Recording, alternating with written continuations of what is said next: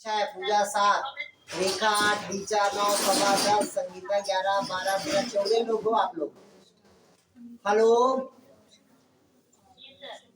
कैसे यार, कैसे सभा, कैसे क्लास नहीं आई आज?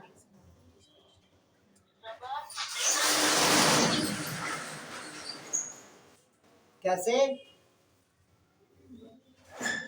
इधर देखिएगा, ये अभी जोड़ रही है नीला। क्लियर हुआ? मतलब माइटोकॉन्ड्रिया इसमें क्या रहेगा आपका, एब्सेंट रहेगा। इसके जगह पे क्या रहता है आपका, सेल मेम्ब्रेन, जहां पर स्वेलिंग हो जाएगा उसे क्या कहते हैं, मीजोसोम। और मीजोसोम क्या करता है तो रेस्पिरेशन की क्रिया में भाग लेगा। क्लियर हुआ यहाँ तक के? कोई डाउट कहीं पास? बन जाएगा पक्का? अब ये हो गया, कौन सा हो गया आपका, प्रोकैरियोटिक सेल। ठीक, दूसरा लिखिएगा अब आप लोग मीजोकैरियोटिक सेल। दूसरा कौन से लिखेंगे भाई, मीजोकैरियोटिक सेल।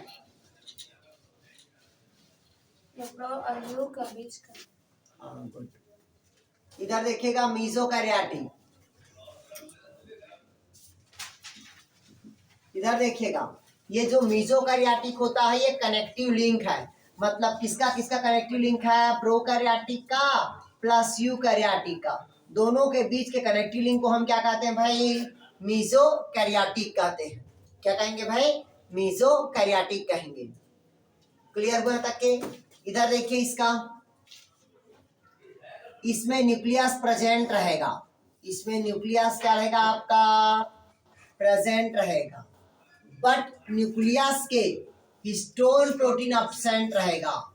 हिस्टोन प्लस प्रोटीन क्या रहेगा आपका, एब्सेंट रहेगा। ध्यान से सुनिएगा भाई, मतलब मीजोकैरियोटिक में केंद्रक क्या रहेगा आपका, उपस्थित, बट उस केंद्रक का हिस्टोन प्रोटीन क्या रहेगा आपका, एब्सेंट। हिस्टोन प्रोटीन मतलब समझते हो, समझते हो कि नहीं समझते? मतलब H1 H2A H2B H3 और H4 ये सभी क्या रहेगा, एब्सेंट रहेगा। क्लियर है? ये कहलाता है लिंकर कहलाता है। ठीक, और ये दोनों चारों क्या है, हिस्टोन और प्रोटीन है। क्लियर है? यही चारों मिलकर, वही तो बता रहे हैं, क्रोमोसोम मतलब न्यूक्लियस ही तो क्रोमोसोम का निर्माण करेगा। क्लियर है? न्यूक्लियोसोम मॉडल में पढ़ोगे, कोरनबर्ग और थॉमस में ऑक्टोबर। ठीक, क्लियर हुआ? तो छोड़ दीजिए, मैं बोला ना जिस टॉपिक को पढ़ते हैं उस टॉपिक को पढ़ो, जो आता है टॉपिक को छोड़ दिया करो। क्लियर हुआ? इधर देखिएगा, न्यूक्लियस इसमें क्या रहेगा आपका, प्रेजेंट रहेगा, बट इस न्यूक्लियस का हिस्टोन प्रोटीन इसमें क्या रहेगा, एब्सेंट रहेगा। इसमें कथन और कारण से क्वेश्चन बनता है, प्रोकैरियोटिक और यूकैरियोटिक से। कैसे बनता है साइंस में? प्रोकैरियोटिक में फास्ट न्यूक्लियस क्या रहेगा आपका, प्रेजेंट, फास्ट न्यूक्लियस। प्रोकैरियोटिक में फास्ट न्यूक्लियस क्या रहेगा, प्रेजेंट। पहला ये कथन हो गया। कारण, मीजोकैरियोटिक में न्यूक्लियस प्रेजेंट होगा बट हिस्टोन प्रोटीन एब्सेंट। कथन कारण ए सही है, बी सही है, दोनों एक दूसरे को मैच करता है कि नहीं करता है, इनमें से कोई नहीं, तो दोनों अपने जगह क्या है, सही है। आया? लेकिन दोनों एक दूसरे से मैच नहीं आया, समझा? जब भी क्वेश्चन घुमा वाला आएगा मतलब समझ आना वो कथन कारण से ही क्वेश्चन पूछे। क्लियर है? मतलब इसमें क्या होता है, न्यूक्लियस क्या है आपका, प्रेजेंट है, बट इस न्यूक्लियस का हिस्टोन प्रोटीन क्या रहेगा आपका, एब्सेंट। बाकी सभी इसका किसके समान होगा तो मीजोकैरियोटिक समान होगा, यूकैरियोटिक के समान होगा, पूरे यूकैरियोटिक के समान होगा। सेल ऑर्गन क्या रहेगा आपका, प्रेजेंट रहेगा। ठीक, माइटोकॉन्ड्रिया, क्लोरोप्लास्ट, कौन सा राइबोसोम रहेगा तो CS राइबोसोम, सब चीज प्रेजेंट रहेगा। क्लियर रहेगा? बस एक ही चीज डिफरेंट है, तो वो कौन है आपका, न्यूक्लियस का हिस्टोन प्रोटीन एब्सेंट। इसका एग्जांपल लिखिएगा, इसका एग्जांपल से क्वेश्चन बनता है।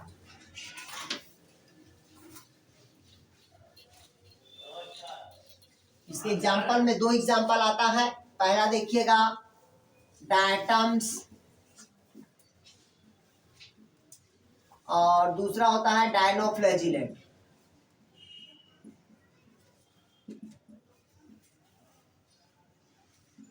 इधर देखिएगा, डायटम्स को कहा जाता है आपका गोल्डन एल्गी कहा जाता है।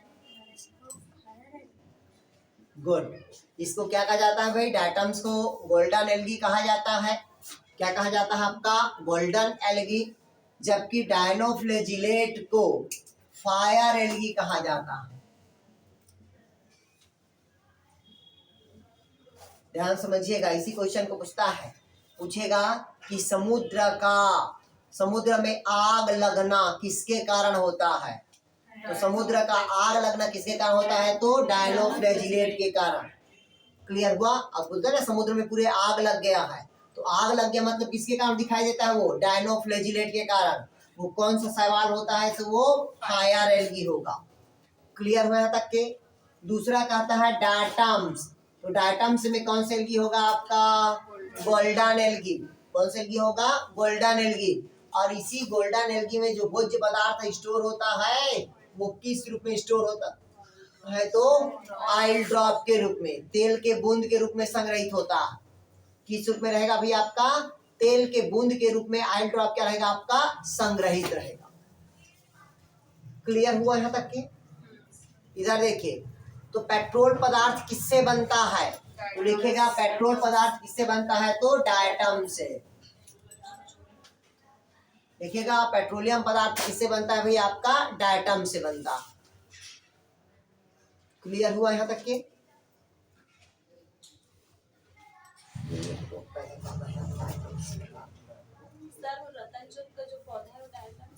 डायटम्स नहीं है, वो तो यूफोर्बिया ग्रुप का है वो,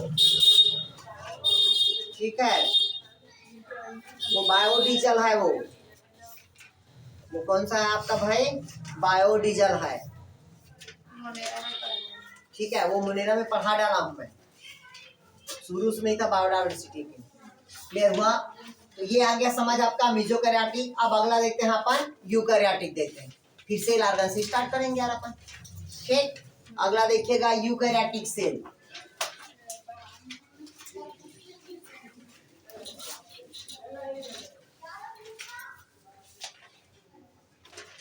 अब अगला कौन सा कहता है भाई आपका, यूकैरियोटिक। यूकैरियोटिक में इधर देखिएगा, यूकैरियोटिक में क्या होता है कि कुछ कोशिकाएं क्या होता है आपका, यूनिसेलुलर होता है, और कुछ क्या होता है आपका, मल्टी सेलुलर होता है। क्या होगा भाई आपका, मल्टी सेलुलर होगा। क्लियर हुआ। प्रोकैरियोटिक में हमेशा, अभी कौन सा क्लास है तुम लोग का भाई, कौन पूछ रही है, अरे यार अल्टरनेट रहता है मालिक, कल पागल कर डालेंगे हम लोग। ठीक, इधर देखिएगा, मतलब यूकैरियोटिक क्या होगा आपका, इसमें यूनिसेलुलर आएगा, दूसरा कौन आएगा आपका, मल्टी सेलुलर। यूनिसेलुलर मतलब एक ही लाइफ से, एक ही कोशिका में अपना लाइफ साइकिल क्या करेगा, कंप्लीट करेगा, ठीक है। उसे क्या कहते हैं भाई, यूनिसेलुलर। अपवाद है 2-3 कोशिका, ठीक। रखना था उसको किसमें, प्रोकैरियोटिक में, रख दिए किसमें उसको, यूकैरियोटिक में। क्लियर हुआ। तो जैसे कि मान लीजिएगा क्लोरेला हो गया, ठीक है, और आपका क्लेमाइडोमोनास हो गया, ईस्ट हो गया, ये सब क्या है आपका, यूनिसेलुलर है। एक और होता है आपका सैक्रोमाइसिस का। इन तीनों क्या है आपका, यूनिसेलुलर है, लेकिन रख दिए किसके अंतर्गत, यूकैरियोटिक सेल के अंतर्गत। क्लियर हुआ। क्यों रखे हैं, क्योंकि इसमें सभी में क्या होता है, फोटोसिंथेसिस के क्रिया होती है, और जिसका एक्टिविटी होता है वो सब किसके समान होता है, तो मल्टीसेलुलर के समान होता है। इस कारण अपवाद जनिक इसको रख दिया गया। क्लियर हुआ यहाँ तक के। रखा गया है, लेकिन वही तो अपवाद है, बोला ना इस सब का अपवाद बोल के, तो पूरा प्रोटिस्टा जगत की सब्जी वो अपवाद ही। पूरे प्रोटिस्टा ग्रुप हमेशा यूनिसेलुलर है, ठीक, यूकैरियोटिक है। लेकिन अपवाद जनित मैं बोला कि प्रोटिस्टा ग्रुप का नहीं होता, प्रोटिस्टा ग्रुप का तो सभी तो यूनिसेलुलर, मतलब यूनिसेलुलर आता है, लेकिन यूकैरियोटिक सेल है। क्लियर हुआ। लेकिन अपवाद में जो क्लोरेला होता है, क्लेमाइडोमोनास होगा, और ईस्ट ये अपवाद है। उसको रखना था किसमें, या प्रोटिस्टा में रखना था या प्रोकैरियोटिक में रखना था, रख दिया उसको किसमें, यूकैरियोटिक में। ये गलती इसका नहीं है, गलती विटकर का है। क्लियर हुआ। इसलिए मैं आप एक अपवाद बोला ना आपको, ठीक है। क्लियर हुआ यार, ये समझ। तो उसको सुधार नहीं सकते, कौन वर्गीकरण कौन करेगा फिर से। क्लियर हुआ यहाँ तक क्या, मतलब क्या होता है यूकैरियोटिक में क्या होगा, यूनिसेलुलर क्या होगा आपका, मल्टीसेलुलर होगा। क्लियर हुआ यहाँ तक क्या, कोई डाउट कहीं पास। इसमें न्यूक्लियस क्या रहेगा आपका, प्रेजेंट। न्यूक्लियस क्या रहेगा आपका, प्रेजेंट। ऑल सेल ऑर्गन क्या रहेगा आपका, प्रेजेंट रहेगा। जितने भी सेल ऑर्गन रहेगा सब क्या रहेगा आपका, प्रेजेंट रहेगा। क्लियर हुआ यार। अब ये सभी क्रिया होगा भाई यूकेरियोटिक में आपका, ठीक। ये बार बार सबको नहीं बता रहे। अब डायरेक्ट हम पढ़ाते हैं, कहाँ से पढ़ाते हैं भाई, उसकी आप मतलब उसको एक तो प्लांट सेल बताते हैं, दूसरा कौन सेल बताते हैं आपका, एनिमल सेल बताता हूं। क्लियर हुआ यार। तो एक तरफ लिखेंगे आप लोग, क्या लिखेंगे, प्लांट सेल। चलिए पहला हम किसको बता देते हैं भैया अपन, प्लांट सेल का। फिर दूसरा किसको बता देंगे भैया अपन, एनिमल सेल का बताते हैं।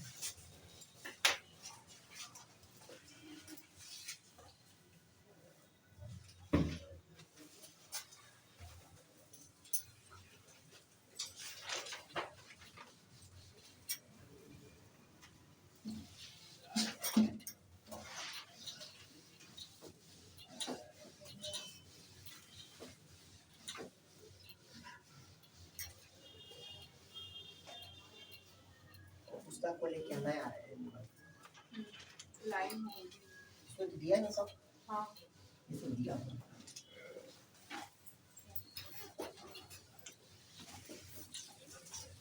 चलिए इधर देखिएगा। अब सबसे पहले अपन क्या देखते हैं भाई, प्लांट सेल। फिर क्या देखेंगे अपन, एनिमल सेल। तो एक ही को सेल में बता दे रहा हूँ, फिर उसी का अंतर बताते चले जाऊंगा कि दोनों का डायग्राम बताऊं मैं। दोनों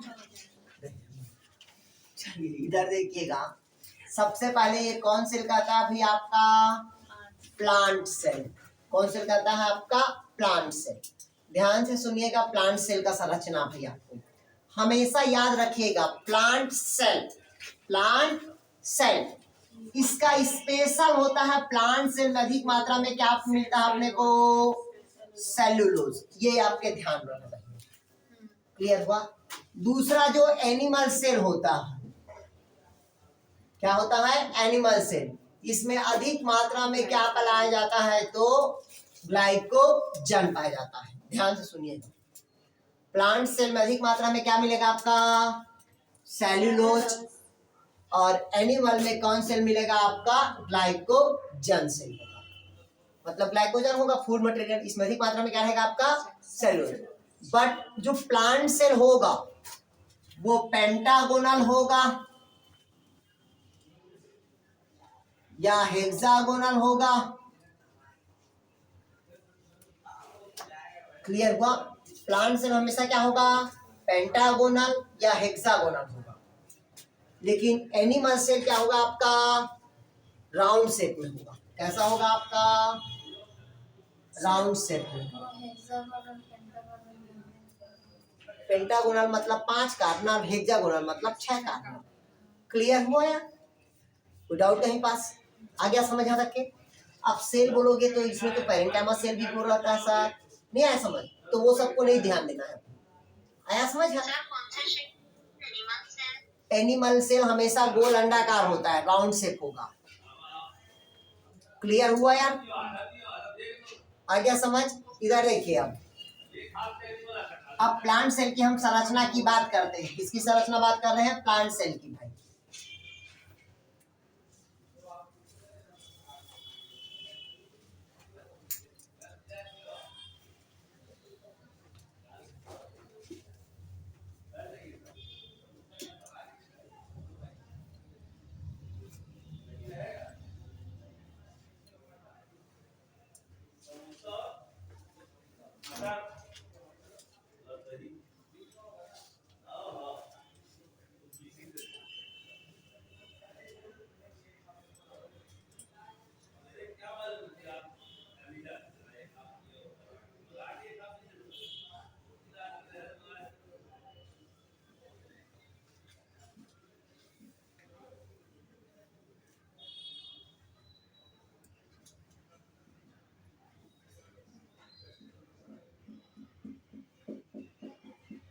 इधर देखिएगा, ये प्लांट सेल है तो क्या रहेगा आपका, सेल वॉल। प्लांट सेल है क्या रहेगा आपका, सेल वॉल। इधर देखिएगा, इधर ध्यान सुनिएगा आप लोग। ये प्लांट सेल है, ये कौन सेल कहता है अभी आपका, प्लांट सेल। प्लांट सेल मतलब होता है पादप कोशिका। तो पादप कोशिकाओं में सेल वॉल क्या रहेगा आपका, प्रेजेंट रहेगा। और एनिमल सेल में क्या रहेगा आपका यार, एब्सेंट रहेगा। एनिमल सेल में क्या रहेगा, ये एब्सेंट। क्लियर हुआ, नहीं आया समझ? अच्छा लगा ना, बता दूं? दोनों में आ जाएगा यार, डबल डायग्राम बनाने की जरूरत नहीं है। देखिएगा, प्लांट सेल में सेल वॉल क्या रहेगा आपका, प्रेजेंट, बट एनिमल में सेल वॉल क्या रहेगा आपका, एब्सेंट। तो जो पादप का जो सेल वॉल होगा वो सेल्यूलोज और पेक्टिन का बना होता है। प्लांट का सेल वॉल किसका बना होता है आपका, सेल्यूलोज प्लस किसका बना होता है, पेक्टिन का। तो आउटर वॉल हमेशा किसका होगा, पेक्टिन का। इनर वॉल किसका होगा, सेल्यूलोज का। आउटर किसका बना होता है, पेक्टिन का। आउटर किसका बना होता है, पेक्टिन का। और इनर किसका बना होता है आपका, सेल्यूलोज का। क्लियर हुआ है तक क्या? मतलब आपको याद रखना है कि पादप में कोशिका भित्ति पाया जाता है, किसका बना होता है, सेल्यूलोज और पेक्टिन।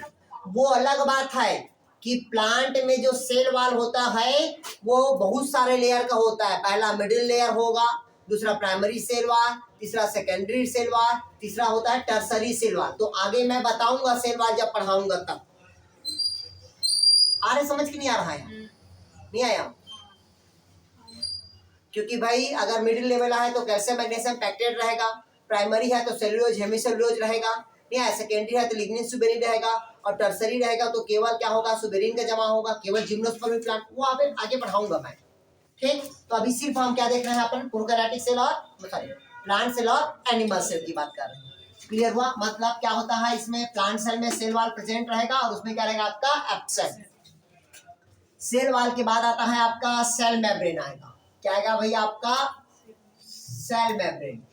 तो देखिएगा, या वो प्लांट सेल मेम्ब्रेन हो या एनिमल सेल मेम्ब्रेन, दोनों किसका बना होता है आपका, लाइपोप्रोटीन का। दोनों मेम्ब्रेन किसका बना होता है, लाइपोप्रोटीन का। क्लियर हुआ यहाँ तक के? बट प्लांट में जो सेल मेम्ब्रेन होगा वो अलग अलग प्रकार का होगा। प्लांट में जो सेल होगा वो कैसा होगा, सेल मेम्ब्रेन अलग अलग, जैसे कि परमिएबल, इम्परमिएबल, सेमी परमिएबल। नहीं है समझ? प्लांट में सेल मेम्ब्रेन होगा वो कैसा होगा, अलग अलग। पहला क्या होगा, परमिएबल। क्या होगा, परमिएबल, मतलब आर और पार दोनों होगा। क्लियर हुआ? सेमी परमेबल मतलब केवल एक तरफ जाएगा, दूसरे तरफ नहीं आएगा। इम्परमेबल, ना आर होगा ना पार होगा। क्लियर हुआ? आया कुछ समझ? पहला क्या हुआ, परमिएबल। पहला कौन सा मेम्ब्रेन होगा, परमिएबल। परमिएबल जाएगा और वापस आ जाएगा। क्लियर हुआ? आ रहे कि नहीं आ रहे? नहीं आया। दूसरा क्या होता है आपका, सेमी परमिएबल। क्या होता है, सेमी परमिएबल। और मनु अगर प्लांट सेल में होता है सेमी परमिएबल तो सेलेक्टिव सेमी परमिएबल होता है। कौन सा होता है, सेलेक्टिव सेमी परमिएबल। सेलेक्टिव मतलब समझते हो, मतलब ये कहता है कि अगर ये मेम्ब्रेन है, इसका छेद ऐसा है और ऐसा ऐसा अणु है, तो सेलेक्ट करके वो उसको क्या करता है, वो अंदर लेके जाता है। इस कारण इसमें हमेशा क्या होता है, सेलेक्टिव परमिएबल मेम्ब्रेन हो, sorry selective semi permeable membrane हो। क्लियर हुआ? नहीं आया समझ? क्लियर? कभी भी क्वेश्चन अगर पूछा कि प्लांट में किस प्रकार का मतलब परमेबल मेम्ब्रेन रहेगा या सेमी परमेबल, तो हमेशा एक शब्द जोड़ना है, सेलेक्टिव। सेलेक्ट, अरे भैया शादी भी करते हो सेलेक्ट करते हो ना, ठीक है? तो उसी प्रकार से अणु को अंदर लेके जाएगा, कैसा होगा वो, सेलेक्ट। बड़ा बड़ा अणु को थोड़ी लेके जाएगा भाई, जितना उसमें होल है उतना ही तो अणु को लेके जाएगा ना वो। क्लियर हुआ? इस कारण हमेशा किस शब्द को याद करना है, सेलेक्ट। क्लियर हुआ तक के? तीसरा होता है आपका इम्परमेबल, जिसको ना अणु अंदर जाएगा ना विलायक जाएगा, कोई भी नहीं जा पाएगा। क्लियर हुआ? तो इधर देखिएगा, आगे पढ़ोगे इसको प्लाज्मोल वो पढ़ाएंगे तो आपको क्या बोलते हैं, अब्जॉर्प्शन वाले। ठीक? तो सेल मेम्ब्रेन हमेशा किसका बना होता है, लाइपोप्रोटीन का। तो इसमें भी किसका बना रहेगा आपका, लाइपोप्रोटीन का। क्लियर हुआ? दूसरा, इसके अंदर सेल मेम्ब्रेन के अंदर एक द्रव भरा होता है, जिसको कौन सा द्रव कहते हैं, साइटोप्लाज्म। कौन सा द्रव कहते हैं भाई, साइटोप्लाज्म। तो वो प्लांट में भी रहेगा और एनिमल पे, दोनों पे रहता है साइटोप्लाज्म। ठीक? और साइटोप्लाज्म एक तरल द्रव पदार्थ होता है। साइटोप्लाज्म में क्या होता है? एक तरल द्रव पदार्थ होता है। क्लियर हुआ यहाँ तक के? सर दोनों में present है। साइटोप्लाज्म सेमी परमेबल मेम्ब्रेन से बना होता है। मतलब होता है सेमी परमेबल। वही है, लेकिन अभी भूल जाइए आप, सिर्फ साइटोप्लाज्म याद रखना। ठीक, इधर देखिएगा, दोनों में साइटोप्लाज्म क्या रहेगा? आपका प्रेजेंट रहेगा। और साइटोप्लाज्म मतलब एक द्रवनुमा संरचना होता है जिसमें सभी प्रकार के सेल ऑर्गन क्या होता है? उपस्थित होता है। और ये सेल मेम्ब्रेन को क्या करता है? बांध के रखता है। क्या रखता है? वो सेल मेम्ब्रेन को बांध के रखेगा। क्लियर हुआ है तक के? इसको एक शब्द लिखिएगा, इसका साइटोप्लाज्म साइक्लोसिस गति करता है। लिखिएगा, साइटोप्लाज्म साइक्लोसिस गति करता है। अरे दोनों का रे, प्लांट सेल एनिमल सेल दोनों में क्या होता है? साइटोप्लाज्म साइक्लोसिस गति करता है। आप लोग को आ रहा है जी? सर एक बार लिखे तो शायद cyclosis, CYCLOLIS, cyclosis movement. Clear? इधर आया अभिनव, अमिता, भावना, दीपिका, ज्योति, माधुरी, नीलम, पूजा, रेखा, रीचा, सबा, संगीता, संगीता, विजय, विनोद। ये दो अलग अलग संगीता है क्या? हेलो संगीता, दो अलग अलग संगीता हो क्या? हाँ, संगीता साहू को क्या रहे हैं?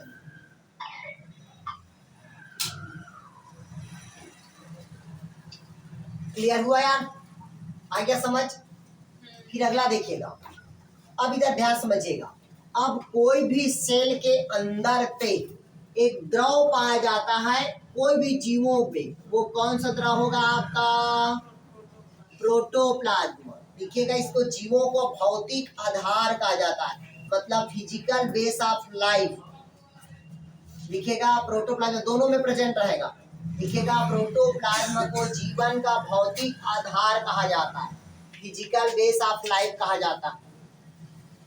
सतियर की जनसंख्या बढ़ गई।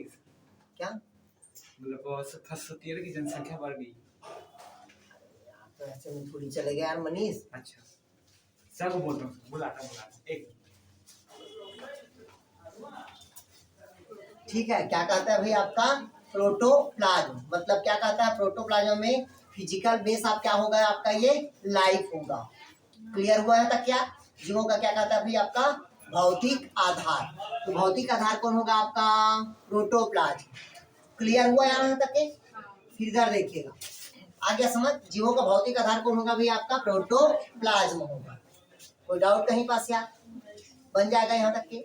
दूसरा देखिएगा, फिर कहता है इसमें बड़ा बड़ा क्या दिख रहा है अपने को? वैक्यूल्स देखने को मिल रहा है। क्या देखने को मिल रहा है भाई?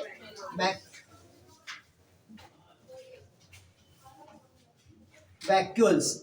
इधर देखिए, वैक्यूल्स मतलब क्या होता है? रिक्तिका। क्या होगा भाई?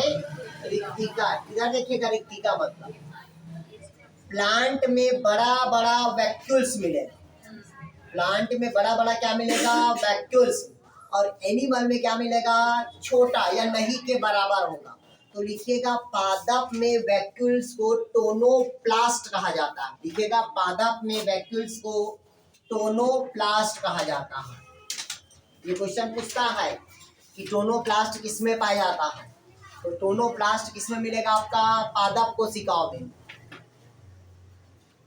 लिखिएगा, पादप कोशिकाओं में क्या पाया जाता है? आपका टोनोप्लास्ट पाया जाता है। हो गया। प्लांट सेल में क्या पाया जाता है? आपका टोनोप्लास्ट पाया जाता है। हो गया। एनिमल में क्या होता है? आपका नहीं के बराबर या एकदम छोटा छोटा रहता है, माइनर प्रेजेंट रहेगा। क्लियर हुआ? इसका कार्य देखिएगा, इसमें क्या होता है? उपापचय के दौरान मतलब सेकेंडरी मेटाबोलाइज्म के दौरान बनी हुई भोज्य पदार्थ कहाँ संग्रहित होता है? तो वैक्यूल्स में। क्योंकि इसी वैक्यूल्स में टेनिन, रेजिन, गोंद, लैटेक्स, म्यूसिलेज ये सभी क्या होता है? उपस्थित होता है। लिखिएगा, रिक्तिका पे उपापचय के दौरान या सेकेंडरी मेटाबोलाइज्म के दौरान बनी हुई भोज्य पदार्थ संग्रहित होता है। लिखिएगा, द्वितीयक उपापचय के दौरान या सेकेंडरी मेटाबोलाइज्म के दौरान या द्वितीयक उपापचय के दौरान बनी हुई भोज्य पदार्थ संग्रहित होता है। बनी हुई भोज्य पदार्थ क्या होता है? संग्रहित होता है। हो गया यार? क्लियर ना तक के? इधर देखिए आप, ध्यान समझिएगा। एनिमल में सेंट्रियोल प्रेजेंट होता है। लिखिएगा, एनिमल में सेंट्रियोल क्या रहेगा? प्रेजेंट। बट प्लांट सेल में लिखिएगा एब्सेंट पाया जाता है। लिखिएगा, एनिमल सेल में centriole present but plant cell में एब्सेंट पाया जाता है। गुरुजी वहाँ कैसे किया जाए? हाँ सर। तो सर ये वाले क्लासरूम में नहीं बन पाएगा क्या? हाँ बन जाएगा, जब बेंच नहीं है बैठने का। तो वहां से यहाँ आप नहीं आ पा रहा है, दोनों बेंच मिला के छोटे रूम में नहीं आएंगे सब, बचाओ 4-5 जाओगे। क्या है ना सर, मेरा ना बहुत सारा इधर देखिएगा, ये सबसे पहले क्या कहता है भाई? आपका प्लांट सेल है, ठीक है। इसमें सभी प्रकार के सेल ऑर्गन क्या रहता है? आपका प्रेजेंट रहेगा। एनिमल में भी सभी प्रकार के सेल ऑर्गन क्या रहेगा? आपका प्रेजेंट रहेगा। ठीक, प्लांट में क्या रहेगा? आपका वैक्यूल्स प्रेजेंट रहेगा। एनिमल में वैक्यूल्स क्या रहेगा? आपका एब्सेंट रहेगा। सर रहता है, उसमें भी ज्यादा संख्या रहता है लेकिन ज्यादा संख्या रहता है, लेकिन साइज छोटा छोटा होता है इसकी। ठीक, क्लियर हुआ? इसमें बड़ा बड़ा वैक्यूल्स रहता है, उसमें छोटा वैक्यूल्स होगा। क्लियर हुआ यहाँ तक के? बस उसमें सेकेंडरी मेटाबोलाइट में स्टोरेज नहीं होता है, इसमें स्टोरेज होता है। इस कारण इसको टोनोप्लास्ट बोलते हैं और उसको टोनोप्लास्ट नहीं बोलते। क्लियर हुआ? बाकी जितना भी सेल ऑर्गन है वो सब इसमें प्रेजेंट रहेगा और इसमें भी सेल ऑर्गन क्या रहेगा? आपका प्रेजेंट। क्लियर हुआ? ठीक, इधर देखिएगा, इसमें क्या होता है? जो क्लोरोप्लास्ट होगा, क्या होगा भाई? आपका क्लोरोप्लास्ट वो प्रेजेंट रहेगा और इसमें क्लोरोप्लास्ट क्या रहेगा? आपका एब्सेंट रहेगा। क्लियर हुआ? इस कारण ये प्रकाश संश्लेषण क्रिया में भाग लेता है और ये प्रकाश संश्लेषण क्रिया में भाग नहीं लेता। शायद आज अगर एनिमल सेल में क्लोरोप्लास्ट की रहता तो आज हमको नौकरी करने की जरूरत नहीं रहता। क्लियर है? खुद हम खाना बना लेते और खुद हमारा पेट भर जाता। ठीक है, तो कल मैं आप लोग को पढ़ाऊंगा सेल वॉल और सेल ऑर्गन को। ठीक है, तो आज आप लोग इतना ही पढ़िएगा।